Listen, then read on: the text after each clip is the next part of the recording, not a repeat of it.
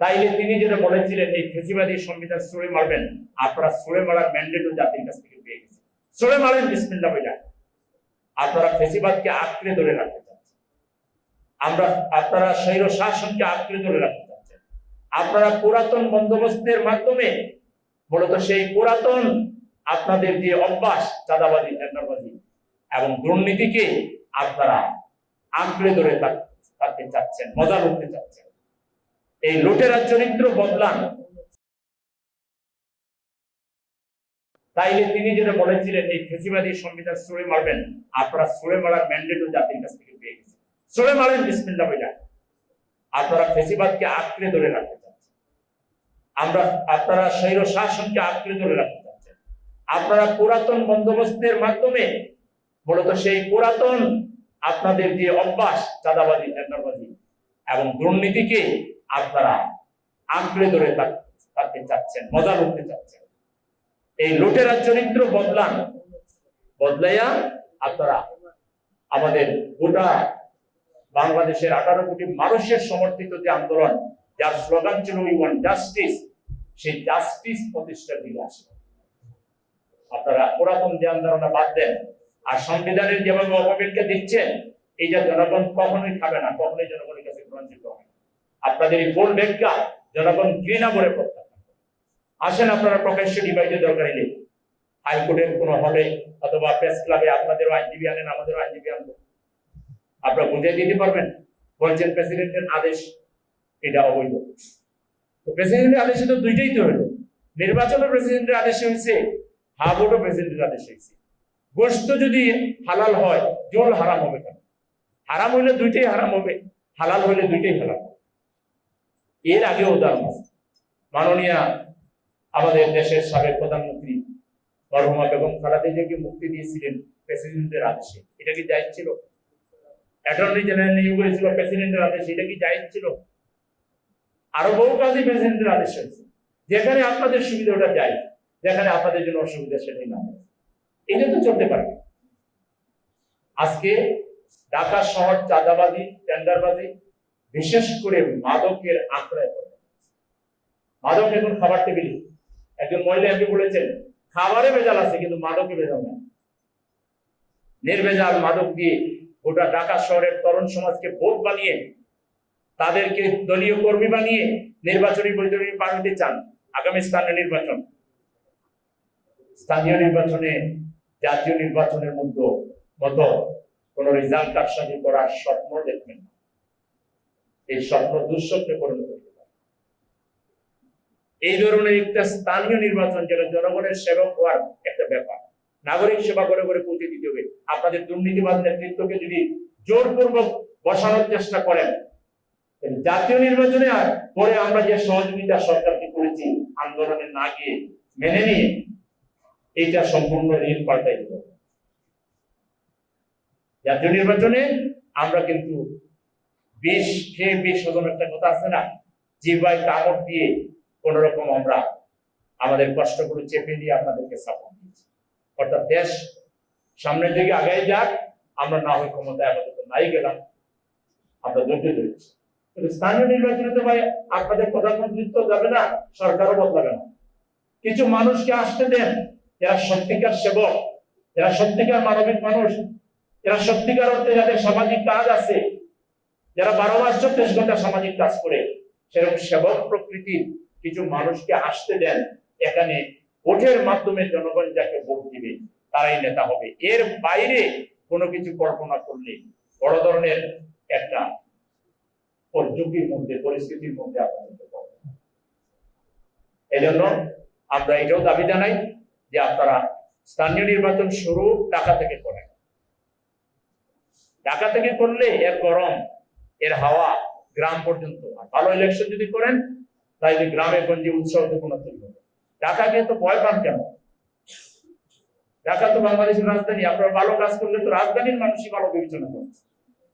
আগে স্থানীয় নির্বাচন 2 সিটির নির্বাচনের মধ্য দিয়ে শুরু করার জন্য আমি সাংবাদিক ভাইদের মাধ্যমে জোর দাবি জানাচ্ছি সরকারের কাছে।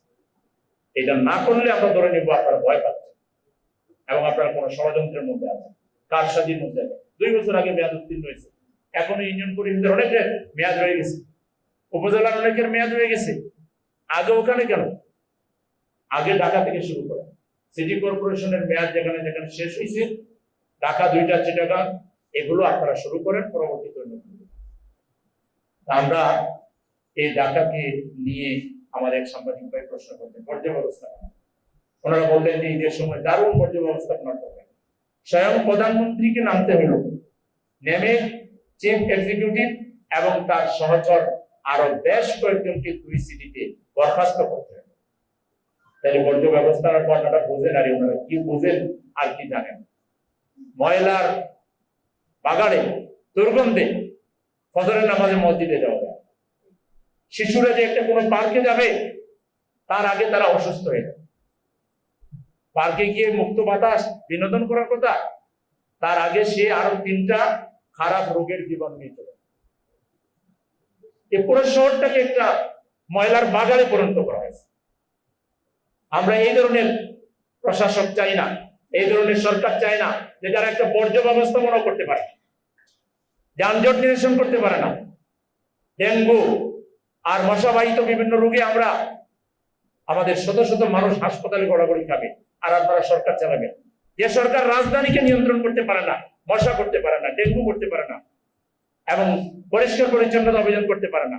এই যে বর্ষা আসছে, সামান্য পানি আপনার জলাবদ্ধতায় সব দোকানপাটের মালপত্র, বাসাবাড়ি, মানুষের চুলা আগুন ধরা যাবে না।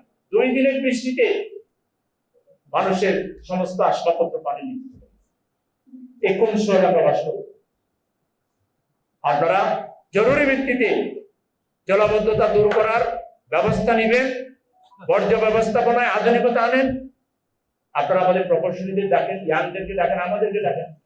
আমাদের কাছে যথেষ্ট পরিকল্পনা আছে যেগুলো করা যায়, কিন্তু আমরা দিলে আপনারা বলবেন যে এগুলো তো রাজনৈতিক কথা। আপনারা আসেন আমাদের সাথে ডিবেটে, আমাদের হাতে দায়িত্ব দেন।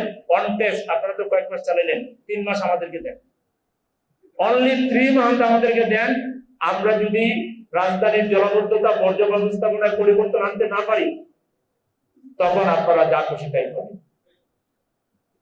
আপনারা নিজেরাও করবেন না, কাউকে করতেও দিবেন। এই ফান্ডগুলো কোথায়? এই যে জুলাই আর আগস্টে বন্যা হয়, এটা কানাও তো জানে। মে আর জুনে আপনার পরিষ্কার পরিচ্ছন্নতা কর্মীদেরকে নামাইয়া এই ড্রেনগুলোকে পরিষ্কার করা যায় না? কোথায় কোথায় পানি আটকে বন্ধ করে রেখেছে আপনাদের দলীয় মাস্তানরা। পানির প্রবাহ যেখানে বন্ধ করছে, ছুটাই দেওয়া যায় না, অন্তত 2 মাস দেন ছুটাইয়া করে আবার বন্ধ করে। কোন পরিকল্পনা নাই, কোন প্ল্যান নাই, চলছে তো চলছে গড্ডালিকা প্রবাহে গা ভাসিয়ে দিচ্ছেন আপনারা। জুলাই আমরা কেন করলাম? আর জুলাই শুনলে আপনাদের গায়ে জ্বর উঠে যায় 104 ডিগ্রি। জুলাই ছাড়া আপনাদের অস্তিত্ব আছে, এবং জুলাই ছাড়া ভবিষ্যতেও কারো অস্তিত্ব থাকবে। এই বাংলাদেশে এখন রাজনীতি করতে হবে জুলাইকে আইডল ধরে, জুলাইয়ের চেতনাকে শিরোধার্য করে, জুলাইয়ের চেতনার আলোকে বাংলাদেশের শিক্ষা ব্যবস্থা, সংস্কৃতি, রাজনীতি, অর্থনীতি, সামাজিক সুবিচার, বাংলাদেশকে সামনে এগিয়ে নিয়ে যাওয়ার আধিপত্যবাদ মুক্ত স্বাধীন সার্বভৌম সমৃদ্ধশালী বাংলাদেশ প্রতিষ্ঠার মাইল ফলক হচ্ছে জুলাই। এই জুলাইয়ের বিরুদ্ধে অবস্থান নিয়ে এদেশের রাজনীতি ভবিষ্যৎ অন্ধকার বানাবেন না। আমরা আপনাদের সাথে বহুদিন আপনারা বহুদিনের সাথে রাজনীতি করেছি, কিছু তো খাতির আছে, এই খাতির থেকে বলতেছি। আমরা বলছিলাম না চুপ করে সরান নাই, এখন তো পানি গুলো করে সরাইছেন। বিরোধী দলের সব কথাকেই বিরোধিতার জন্য বলা হয়, এটা মনে করবেন না, ভালোর জন্য আমরা বলবো। বড় একটা নিষ্কেপ ছিলেন, এখন যখন গলায় চাপ পড়েছে তখন আপনারা তো প্রেসিডেন্টের সরাই দেন। এখন আবার বিদেশ পাঠিয়ে দিয়েন না। আমাদের ইসলামী ব্যাংকের 80,000 যে কোটি টাকা উনি শেয়ার মার্কেটে দুর্নীতি করে যে নিয়েছেন, এটার বিচার না হওয়া পর্যন্ত বাইরে যেতে দিয়ে কোর্ট বলেছে দুদককে তদন্ত করার জন্য, তদন্তের সুযোগ দিবেন। চিকিৎসা যত হসপিটাল আছে সবগুলোকে ওনার জন্য ডেডিকেটেড করে দিবেন, যত চিকিৎসা লাগে ওনারা দিবেন, ওনার বাঁচাই রাখবেন ইনশাআল্লাহ। আল্লাহ ওনার ন্যায় হায়াত দান করুন যতক্ষণ মতো বিচার না হয়েছে। বিচার শেষ করতে হবে, ওনাকে পালিয়ে যাওয়ার কিন্তু সুযোগ আবার দিয়ে দিন না। কারণ আপনাদের ব্যাপারে এমনি কিন্তু এই মানুষের সন্দেহ আছে, আপনারা কিন্তু ভোটে পাশ করছেন ফ্যাসিবাদের সাথে আঘাত। পুরাতন ফ্যাসিবাদ আর নতুন ফ্যাসিবাদ কায়েম করার স্বপ্নে বিভোর যারা, কয়েকটা গোষ্ঠী মিলে রেজাল্ট জালিয়াতির মাধ্যমে কিন্তু আপনারা ক্ষমতায় এসেছেন। এই জন্য ফ্যাসিবাদের প্রতি আপনাদের একটা দুর্বলতা আছে। এখন আপনাদের প্রতি আমাদের স্বনির্বন্ধ অনুরোধ, দেশটাকে বাঁচান, জাতিকে বাঁচান, জাতিকে ঐক্যবদ্ধ রাখা। এবং ঐক্যবদ্ধ থাকার সুপান হচ্ছে, মাইল ফলো করছে, গ্যারান্টি হচ্ছে জুলাই। জুলাইকে যদি অবমূল্যায়ন না করেন, ইনশাআল্লাহ জাতি ঐক্যবদ্ধ থাকবে এবং আমরা মাথা উঁচু করে দেব। জুলাইয়ের মধ্যে ৭১-এর স্বাধীনতার চেতনা আছে, সামাজিক সুবিচার আছে, জুলাইয়ের মধ্যে জুলাইয়ের চেতনা আছে, জুলাইয়ের মধ্যে ইসলামী মূল্যবোধের চেতনা আছে। We want justice.